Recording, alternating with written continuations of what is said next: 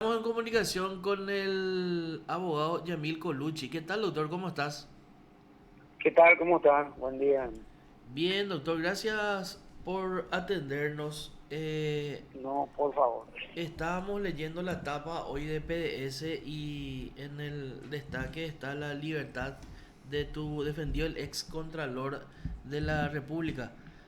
Doctor, ¿puedes comentarnos cómo se da la libertad condicional? ¿Cuáles fueron los argumentos? Porque creo que en primera instancia le fue negada esa posibilidad.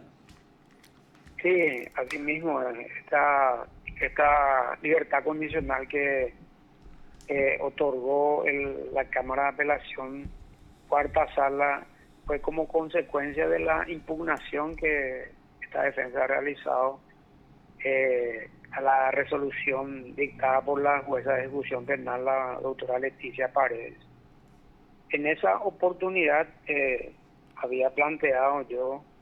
Y básicamente esa era la cuestión que se debía de resolver. La aplicación, qué ley era aplicable al,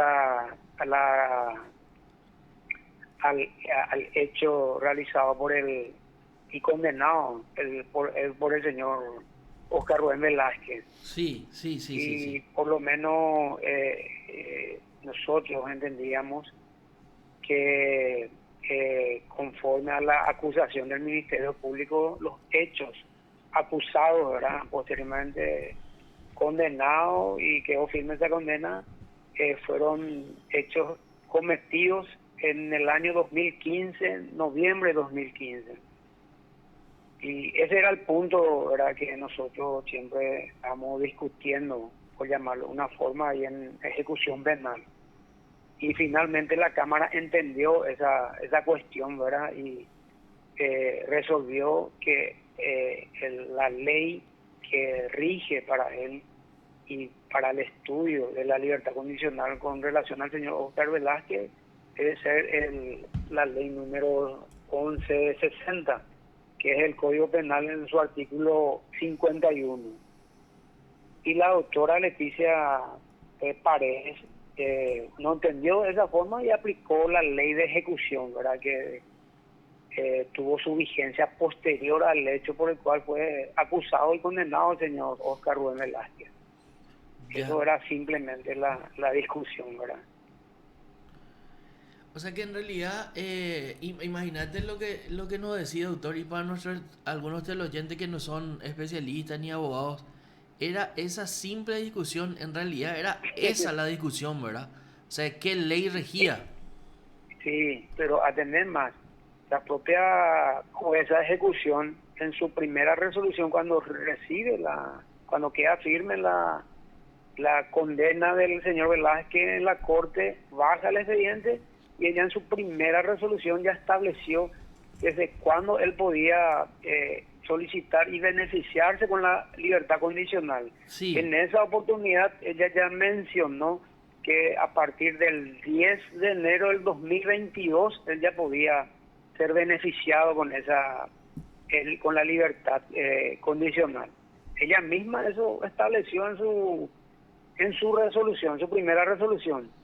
Imagínate, de enero, claro, claro, de, porque claro, porque yo suelo ver y solemos ver a menudo que en el tema de Ramón González Dar, por ejemplo, lo primero que hicieron fue calcular en qué época o en qué momento va a cumplir con su condena, y creo que de ahí también se establecía en qué momento podría pedir una libertad condicional. O sea, eso sí, se hace sí, lo medio habitualmente al recibir sí, la jueza o el sí, juez de ejecución.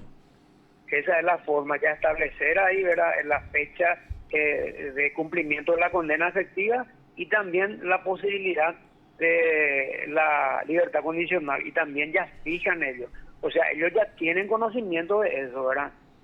¿A cuán- Inclusive de oficio ellos podían actuar, ¿verdad? De hecho que sí, porque se está hablando Mm, de nada más y nada menos que de la libertad de claro, un eso ser pues, humano, ¿verdad? eh, Doctor, ¿a eso es lo cuántos que... años fue condenado tu cliente?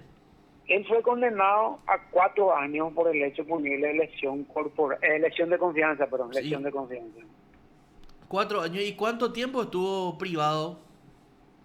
Y él desde el 2019, creo que él, cuando se hizo el juicio oral y se dio la sentencia, él de ahí, el tribunal dispuso su prisión preventiva, ¿verdad? Y de ahí le enviaron a Viñascué. Entonces, él estuvo en Viñascué 7 meses aproximadamente, después obtuvo el arresto o la prisión domiciliaria, ¿verdad? Sí, El arresto domiciliario. Prisión domiciliaria.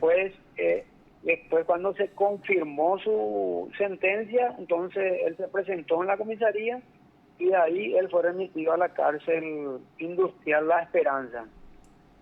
Él estuvo más de 2 años, casi 3 años, 2 años y medio privado de su libertad. Sí. Y en ese contexto... Y el código penal Sí, establece también 3/4 partes como tiempo para obtener tu libertad condicional. sí, el artículo 51 Sí, habla de las 2/3 partes de la de las dos condena. terceras partes. Sí, Ya, sí. ya. Pero ella había, o sea, la jueza había aplicado el Código de Ejecución. El Código de Ejecución es un tema complicado, vamos a llamarlo de una forma, porque requiere algunos periodos que deben cumplir dentro del penal, ¿verdad? Y exige algunas constancias de trabajo, de estudio y todas esas cuestiones. Pero también yo también eso le hice recordar a la autora que cuando él se fue a cumplir efectivamente su condena, cuando quedó firme en La Esperanza, no, todavía en esa época no se habilitaron los programas, los trabajos que había por el tema de la pandemia. O sea, tuvo también ese problema él y eso también ella le exigía, por ejemplo, ¿verdad? Y eso no se podía hacer en esa cárcel ni en todas las cárceles, ¿verdad? Porque estaban suspendidos por el tema de la pandemia, que tampoco se tuvo en cuenta en su momento todo eso. Pero igual él siguió ahí, obviamente él hizo muchos trabajos, muchos proyectos que fueron realizados por él y que se siguen realizando ahora. Él está encargado, por ejemplo, de una universidad que tiene convenio La Esperanza, y él uno está enseñando, por ejemplo, hace tiempo ya ahí. Bueno, todos esos informes. También está de la psicóloga forense que ya en su oportunidad, y hace más de 6 meses, y también hicimos de nuevo otra vez en este último periodo, que había ya aconsejado que él mismo estaba en condiciones de obtener o beneficiarse con la libertad condicional. Pero nada de eso se tuvo en cuenta en el momento de estudiar ese pedido que hicimos, y solamente se estableció en dicha resolución la rigidez del cumplimiento del Código de Ejecución, que a él no le correspondía a la aplicación de esa ley. Eso es lo que dijo finalmente la Cámara, que revocó la resolución de la jueza de ejecución, y bueno, él está ya con posibilidad, o sea, no con posibilidad. Esa resolución se debe cumplir y bueno, eso estamos esperando, el cumplimiento efectivo de esa resolución. Claro, entonces por eso decíamos que es muy importante establecer qué ley es la que se aplica, ¿verdad? Porque si estábamos en la aplicación de la ley de ejecución, tenía que pasar por distintos regímenes. O sea, Sí, y que claro, creo que claro. son 4 para llegar Sí, a la libertad condicional. Sin embargo, en claro, este son, caso se aplica directamente el artículo 51 porque el hecho ocurrió en el 2015, a ver, años antes incluso de que entre en vigencia el código de ejecución. Esa es la posición de la defensa y que asumió por cierta la Cámara, ¿verdad? claro, inclusive uno de los miembros, porque esto fueron unanimidad, fue por unanimidad. Uno de los miembros inclusive dijo que la rigidez de la norma en cuanto al Código de Ejecución eh, eh, se- eh, tendría, por ejemplo, vos esa norma tenés que cumplir las 4 etapas que tenía más de 8 meses, y a los 7 meses no le falta para completar el cumplimiento de la condena de 4 años. ¿Entendés? O sea, si vamos a regirnos por el Código de Ejecución, entonces él tenía que estar más del cumplimiento de su condena efectiva y iba a seguir en los periodos, eso que mencionaste, que son 4 periodos que se dividen en meses, ¿verdad? Eso tiene su tiempo cada periodo Sí, otra vez. sí, por eso. ¿Entendés?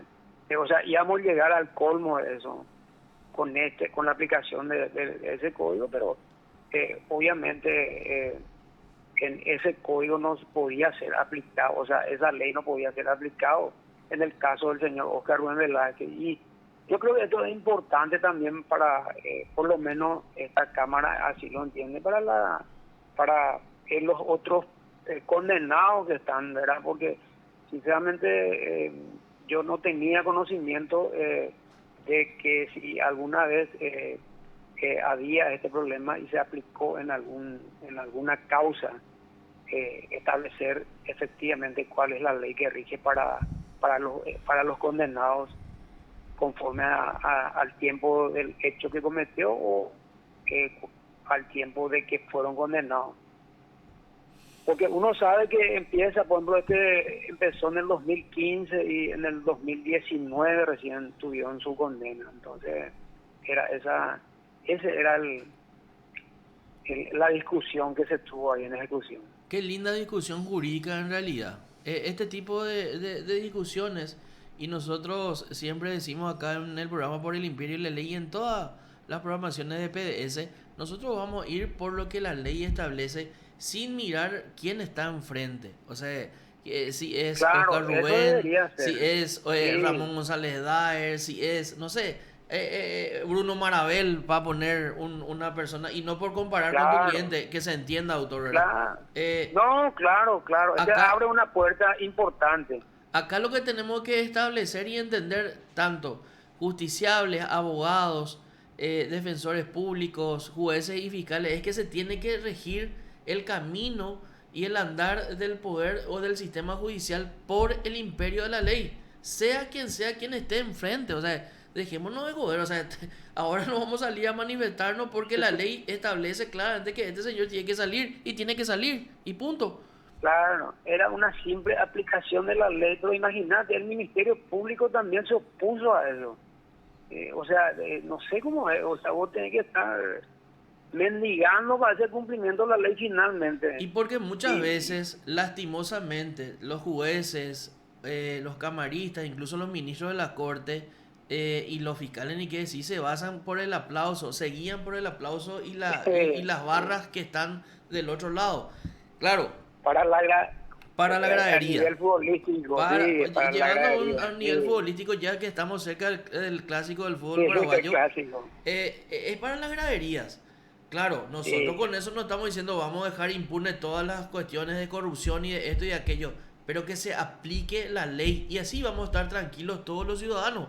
Porque hoy me puede tocar a mí y claro, mañana te puede tocar a vos, o a tu familia, a un claro, conocido, a un amigo, y nos da gusto estar en esa posición. Vemos claro, que juezas, por ejemplo, y digo una jueza, como fundamentó su fallo con una analogía.